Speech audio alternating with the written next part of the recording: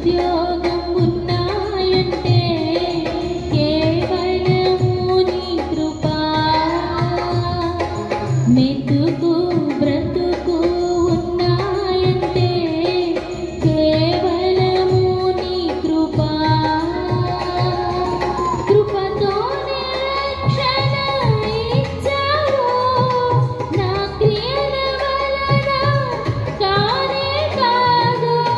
జీవితమంతా రుణస్థుడను, నీ అందే నిత్యము అతిశయము. నీ కృపా, నీ కృపా ఆకాశము కంటే హెచ్చైనది. నీ కృపా, నీ కృపా ఆకాశము కంటే హెచ్చైనది. మౌనిగా ఎటులుండెదా, సాక్షిగా ప్రచురించగా నా తుది